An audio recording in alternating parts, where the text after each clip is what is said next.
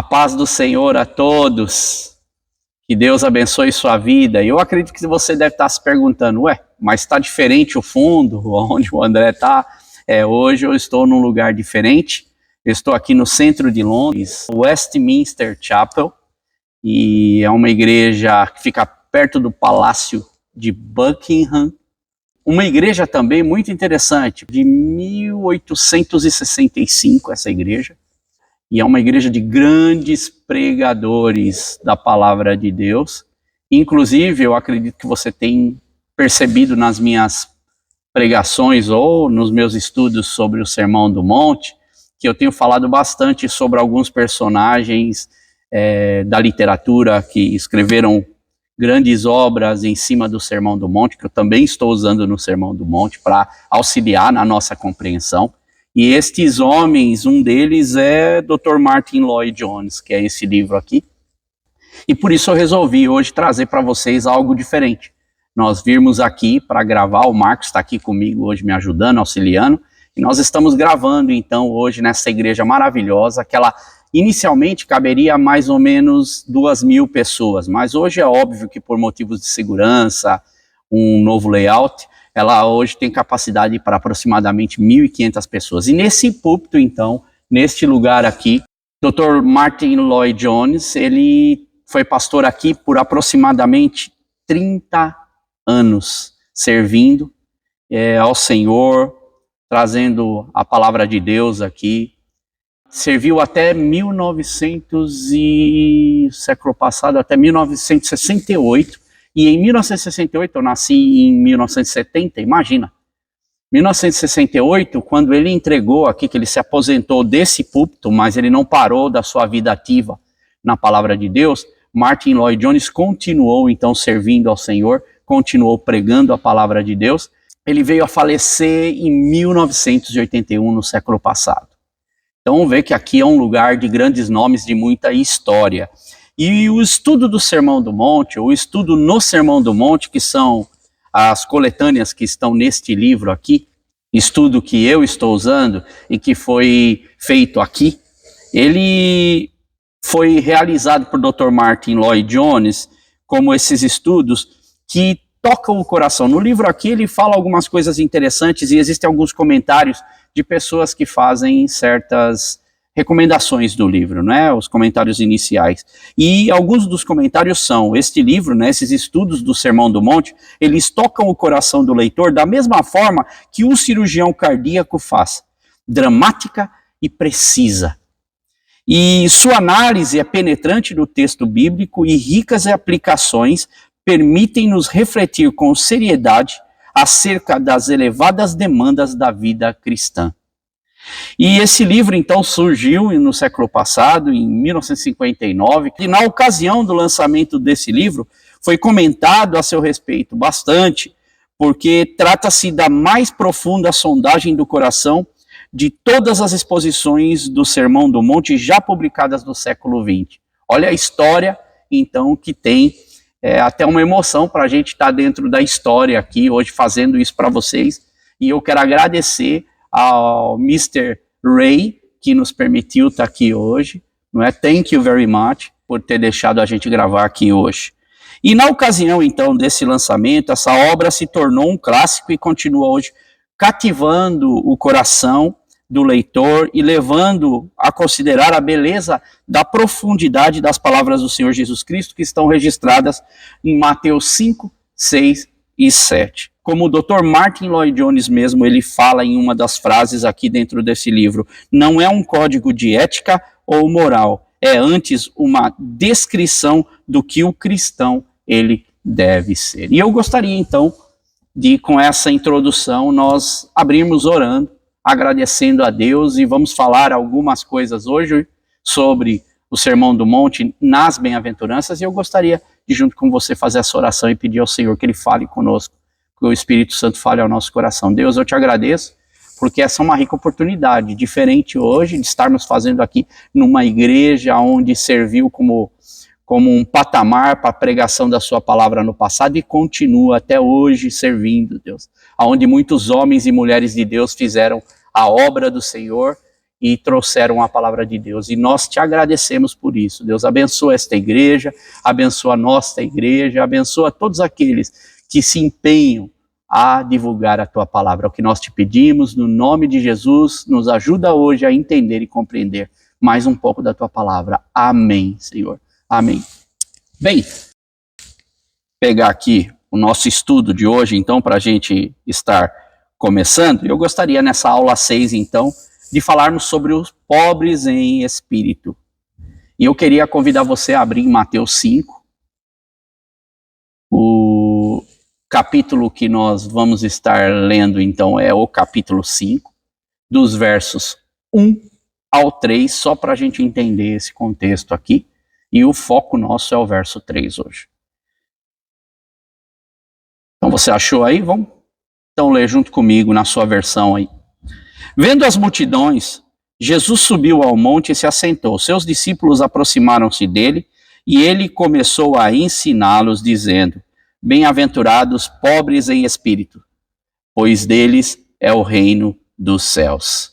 Esse é o verso, então, que nós estamos hoje trabalhando, pobres em espírito, pois deles é o reino dos céus. Em outras versões, traz como humildes de espírito, como a Almeida Revista Atualizada, e a espiritualmente pobres, como a Nova Tradução Linguagem de hoje.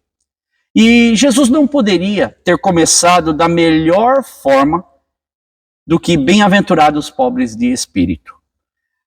E aqui, porque essa primeira característica será a base de todas as outras bem-aventuranças que nós vamos estar trabalhando, pois não há como nós alcançarmos resultados, não há como alcançarmos entendimento nas outras bem-aventuranças se nós não iniciarmos por essa primeira. E Dr. Martin Lloyd-Jones, então, nesse livro aqui, que é o estudo no Sermão do Monte, ele faz um comentário interessante, que ele diz assim: o Senhor Jesus não colocou as bem-aventuranças nessa ordem particular por acaso ou por acidente, ao que podemos chamar de sequência lógica espiritual. E essa necessidade de ser pobre em espírito está no começo e por uma boa razão, pois não há entrada no reino dos céus ou no reino de Deus sem ela, e portanto não há ninguém no reino de Deus que não seja pobre em espírito.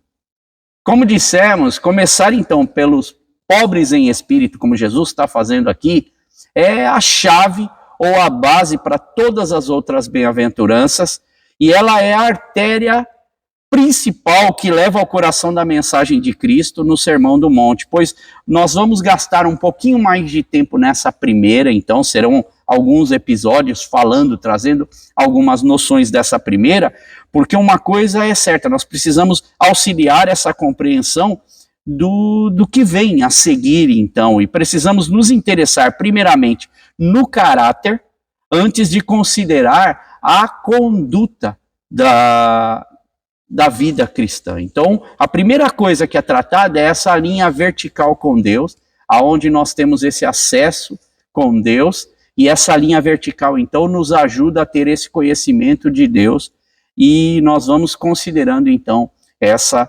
conduta à medida que a gente vai caminhando com o Senhor. Como estudantes das Escrituras, nós precisamos tomar também muito cuidado para não ficar demasiadamente nas tecnicalidades, por exemplo, da Bíblia, e com isso a gente vai perdendo a mensagem.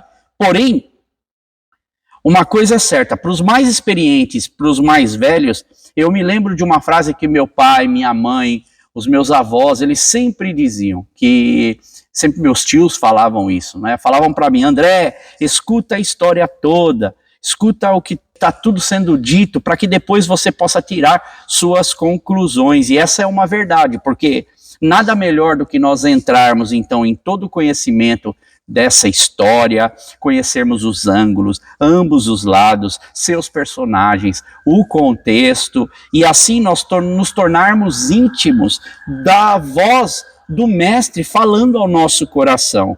E um fator também é de que a Bíblia, ela é um livro único. E sendo um livro único, ela não deve ser abordada ou estudada como nós abordamos qualquer outro livro comum que nós temos. Hoje eu compreendo que os pais da igreja, eles falavam, quando eles se referiam que nós nunca devemos ler a Bíblia a não ser que seja de joelhos, se referindo à referência ou à forma especial, por exemplo, de que nós devemos ter com esse livro, que é tão especial e tão espiritual, pois nós devemos nos chegar à leitura bíblica tão somente como a palavra de Deus, que é verdadeira. Deus está falando conosco ainda hoje através da sua palavra. E isso é algo único que nós temos, porque nenhum outro livro faz isso. E Dr. Martyn Lloyd-Jones, então, nessa linda catedral, nessa linda igreja que nós estamos aqui, no fim do seu ministério pastoral, quando ele fez essa abordagem sobre o Sermão do Monte, ele fez em 30 sermões que foram pregados aqui todos os domingos, em uma sequência. Porém, naquela época, não tinha como ser gravado em fita cassete, porque a fita cassete ainda não tinha sido inventada. Imagina, março de 1959, são há muitos anos atrás, e Dr. Martyn Lloyd-Jones, então, faz essa pregação, e as pessoas que ouviam ele, então, pregando ou falando sobre isso, eles sentiram a necessidade de que isso fosse registrado também em livros. E ele, então, trazendo essas pregações, as pessoas sentiram essa necessidade. E algumas pessoas o ajudaram nisso. Uma irmã, por exemplo, da igreja, fez o que ele chama de um verdadeiro milagre. Ela foi escrevendo todas as mensagens deles por causa de não ter essa fita cassete ou como gravar. Então ela foi escrevendo tudo isso, e a filha de Martyn Lloyd-Jones também ajudou bastante nisso, para que virasse esse livro. E ele até comenta que isso não é um livro de comentários sobre o Sermão do Monte, mas é um livro de uma pregação corrida, o estilo é diferente. Então a pregação dele foi transformada nesse livro, e tem muitos exemplos maravilhosos aqui dentro. E eu fico pensando, né, e agradecendo a Deus. Imagina a dedicação das pessoas naquela época de vir, de escrever, de ajudar, de se empenhar, de se envolver para que essa mensagem chegasse até nós. Eu imagino e olho para Jesus fazendo isso por nós. Eu imagino Mateus também registrando cada detalhe disso para que nós tenhamos acesso hoje. E aqui já fica a primeira lição. Qual é o valor que nós temos dado de parar para ouvir essa mensagem de Jesus e ouvir o que ele tem para falar conosco, porque olha quanta coisa é envolvida. Então, essa irmã, que a gente nem conhece, ela para ali, ela registra todas estas palavras. E Lloyd-Jones, ele sempre fazia nos seus sermões uma abordagem interessante e diferenciada, pois quando ele abordava sobre um tema, ele procurava olhar primeiramente aquilo que não significava e o que não era. E muito provavelmente porque ele era um excelente médico. Lloyd-Jones, ele começa a carreira dele como médico. Ele estuda para ser médico, ele era um excelente médico, mas durante a sua caminhada ele sente o chamado de Deus para ser um pregador do evangelho. Imagina isso na nossa mente, você estuda tantos anos para ser, eu comentava isso com o Marcos, estuda tantos anos para ser um médico, e de repente Deus fala, não, eu quero você sendo um médico de almas. E Deus o tira então ali, e ele vem para ser esse homem de Deus que vai servir aqui por mais de 30 anos, e Deus usa a vida desse homem tremendamente, e nós hoje estamos vendo alguma coisa disso. Então, como ele era médico, talvez por causa dessa prática comum, de anular primeiro ou eliminar aquilo que é um diagnóstico improvável, que é o que o médico faz, quando ele ouve o paciente, ele tenta anular aquilo que não é, para que ele possa se concentrar naquilo que é, com um olhar mais fixo naquilo que realmente pode ser, e não fazer ou dar um diagnóstico errado. Inclusive, eu e minha esposa, nós gostamos de assistir muito documentário e séries médicas.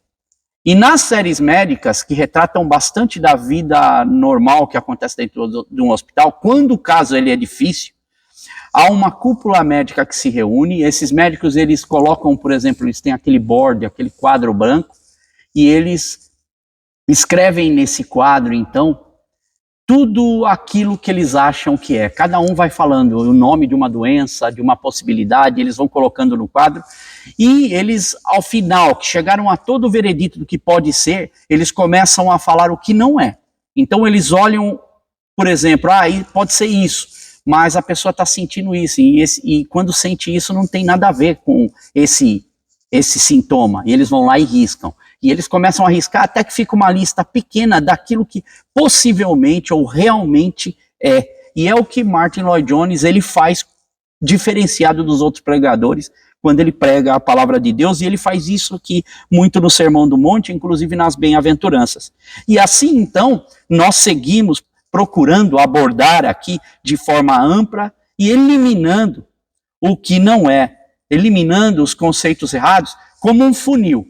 Nós vamos trabalhando, então, dessa maneira. Então, hoje, o que não quer dizer ser pobre em espírito? Nós vamos simplesmente nos concentrar nisso, o que já é uma grande lição, não só para a gente trabalhar em pobres em espírito, mas toda a Bíblia que a gente lê, nós olharmos muitas vezes os conceitos que a gente tem e prestarmos atenção se esses conceitos estão corretos.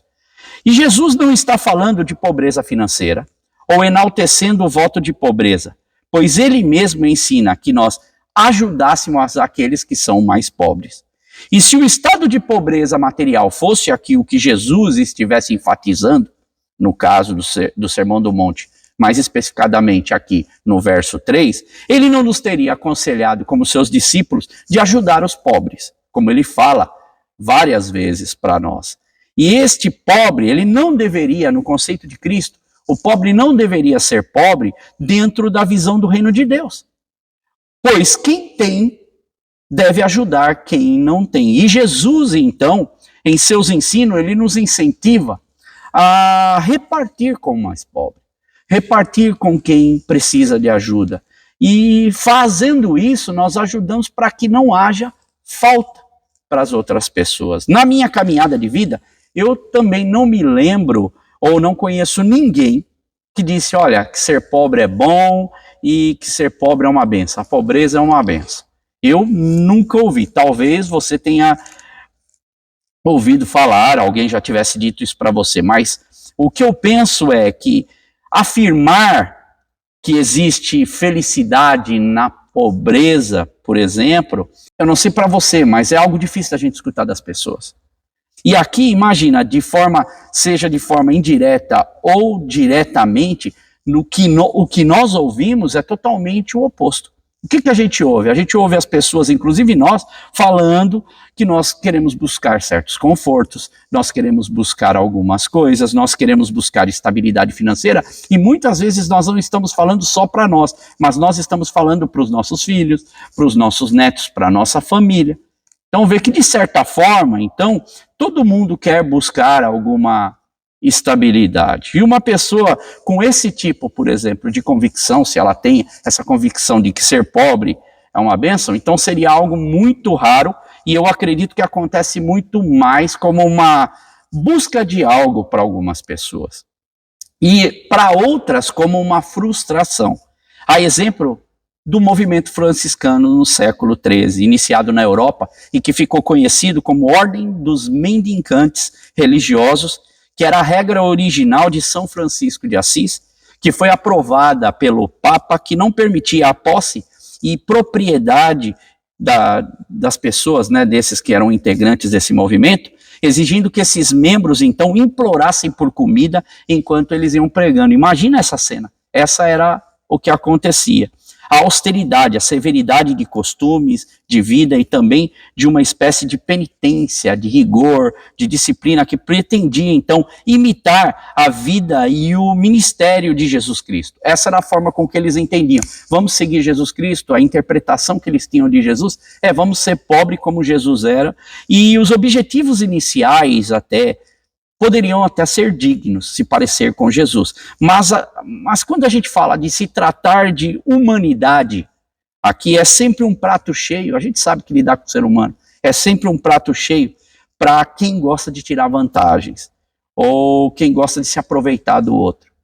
Então foi isso que aconteceu ao decorrer dos séculos, das pessoas que tentaram, por exemplo, mostrar que é essa pobreza de que Jesus muitas vezes exige de nós. Então note que até a busca pela pobreza ou flagelamento, que era o que acontecia no movimento franciscano, pode estar se escondendo por detrás disso uma falsa humildade e fazendo isso para que os outros vejam. Como, por exemplo, isso é abordado até por Jesus no próprio Sermão do Monte, num capítulo à frente, que é o capítulo de número 6, no verso 16, que Jesus, quando ele se refere ao jejum, olha o que ele diz. Você pode abrir aí comigo, então, em Mateus 6, 16. E nós vamos ler juntos. Olha o que Jesus fala sobre essa questão. E quando jejuardes, não vos mostreis contristados como os hipócritas, porque desfiguram os seus rostos, para que aos homens pareça que jejuam. Em verdade vos digo, que já receberam o seu galardão. Percebe o que Jesus está querendo dizer aqui? Jesus está falando, esses homens, eles se fazem aquela cara de piedade, aquela cara de coitado, que eles estão sofrendo com aquilo, para que os outros possam elogiá-los. Olha como esse é um homem de Deus. E aqui Jesus diz, na verdade eu digo, eles já receberam esse galardão, porque eles conquistavam de certa forma essa atenção do povo. E eles diziam, olha, esse é um homem de Deus. Mas olhando para essa sua abdicação aqui, como eles queriam se parecer como pessoas fiéis a Deus, no seu coração, na verdade, eles queriam era aplausos. E o que eles não estavam em dedicação ou abdicação era com Deus. Veja que era para eles mesmos, para conquistarem algo neles mesmos. Outros, por exemplo, eles entram na pobreza como uma frustração, mais do que propriamente uma ligação com a felicidade. E eu conheci pessoas assim. Pessoas que fizeram um voto de pobreza, não porque eles consideravam a pobreza como que era bom, mas fizeram um voto de pobreza e que viviam uma vida miserável e não eram felizes e chegava até a dar pena quando a gente olhava para essas pessoas. Eu me lembro de um mendigo que ele ficava no... Esse mendigo ele ficava no Viaduto do Chá em São Paulo, quando eu era mais novo. Eu trabalhava em São Paulo, no centro de São Paulo, e ali no Viaduto do Chá, perto do antigo MAP, tinha esse homem que ele ficava escrevendo no chão com giz, e ele escrevia também, sabe, em papelão, caixas de papelão, muitas frases até bonitas, frases que você falava, nossa, esse homem é um gênio. E pessoas comentavam, sempre eu passava ali, parava para ver ali aquele homem, e comentavam, puxa, esse homem escreve cada coisa fenomenal, e falavam que ele tinha família, que ele era um homem estudado, e que ele era um homem muito inteligente, e que ele escolheu estar naquela posição. Porém, note que aquilo podia até comover as pessoas, mas não convencia ninguém a ter aquele estilo de vida. Portanto, se nós olhamos ao que Jesus está falando aqui, nós podemos já riscar isso, porque não é isso que Jesus está querendo ensinar para os seus filhos. Não é isso que o Senhor está querendo mostrar. Outros ainda, por exemplo, são pobres financeiramente, mas a sua cabeça não sai da onde? Não sai da cobiça, não sai da riqueza. São pobres, mas desejam se tornar pessoas ricas. Em seu coração, desejam a riqueza. Há um provérbio aqui muito interessante, que é um ditado que fala sobre a pobreza e fala sobre a riqueza, como elas podem ser inimigas da felicidade. Isso está na Bíblia, lá em Provérbios. A pobreza, ela pode destruir a liberdade e tornar certas virtudes difíceis de serem praticadas ou alcançadas quando se é pobre. Então veja que o ditado aqui de Agur, que é o oráculo de Provérbios aqui, em Provérbios no capítulo 30, você pega a sua Bíblia e lê comigo aí em Provérbios então 30. Nós vamos estar lendo aqui juntos. Eu queria que você olhasse no verso 7. Verso 7, vamos ler então juntos, Provérbios capítulo 30, verso 7 ao 9, que diz assim, olha o que o sábio diz. 2 coisas peço que me dês antes que eu morra. Mantém longe de mim a falsidade e a mentira, e ele vai dar sequência aqui no verso 8, e conectar a falsidade então, e essa mentira aqui, ao dinheiro. Veja o que ele diz na continuação do verso 8. Não me des nem pobreza e nem riqueza, dá-me apenas o alimento necessário. E no verso 9 diz, se não tendo demais, eu te negaria e te deixaria, e diria, quem é o Senhor? E se eu ficasse pobre, poderia vir a roubar, desonrando assim o nome do meu Deus. Veja então que, por isso, a pobreza aqui, ela não é vista com bons olhos no contexto bíblico, e a pobreza, ela é tratada, quando a gente olha, mais como uma maldição e não como uma bênção. Não é isso, então, que Jesus ele está tratando. Portanto, Jesus, o que ele fala aqui, quando ele fala o pobre do espírito, quando ele fala Macários, ou Escher aqui no hebraico, que ele está dizendo para esse povo, ele está sendo chocante nessa sua declaração, porque ele diz, ó, quão afortunado, ou quão bem-aventurado são os pobres em espírito. Veja que no Evangelho de Lucas, aonde se tem uma outra porção também, que é considerado o sermão da planície, lá em Lucas 6:20, Jesus diz, ó, bem-aventurados são vocês, os pobres. Ele já não fala nem o pobre de espírito, ele diz os pobres, pois a vocês pertence o reino de Deus. Vê que ele já vai direto, então. E nos próximos estudos, nós vamos olhar isso mais profundamente, observando o contexto disso, dentro dessas lentes do povo da época, sua cabeça, para a gente entender o que é ser pobre de espírito e entender o que o Senhor Jesus está querendo dizer no Sermão do Monte, aqui nesse trecho das bem-aventuranças. E eu concluo aqui o nosso estudo de hoje, tirando algumas lições muito importantes. Porque eu não sei para você, o que é ser pobre de espírito? Qual é a noção que você tem, primeiramente? Lembra dos exercícios passados que eu falei? Ó, vai lá, coloca a sua percepção, ou tenta pensar sobre o texto. O que é que você imagina o que é ser pobre de espírito? Lembre que aqui nós estamos aprendendo com Jesus e crescendo, e precisamos ser, primeiramente, honestos com nós mesmos. E aqui Jesus, então, ele faz esse trabalho com os seus discípulos. Agora, você já parou também para se perguntar, como o Dr. Martin Lloyd Jones ele fez? Que ele pergunta primeiro o que não é ser um pobre de espírito, assim como esse pregador britânico fez. Note que essa abordagem ela é tão interessante e nos ajuda muito a gente a eliminar, primeiramente, conceitos errados, conceitos que embaralham a nossa mente, conceitos que ficam ali só causando confusão e que não serve só para nós tratarmos desse assunto de pobres de espírito. Esse deve ser um exercício que a gente aprende com esse homem de Deus, também para a prática da leitura da palavra de Deus. Mas olharmos para o texto e falarmos assim, o que eu estou aprendendo nesse texto? Será que eu estou entendendo alguma coisa errada? E se eu estou entendendo errado, eu tenho a oportunidade de eliminar isso da minha vida. E note que precisamos aprender isso com seriedade.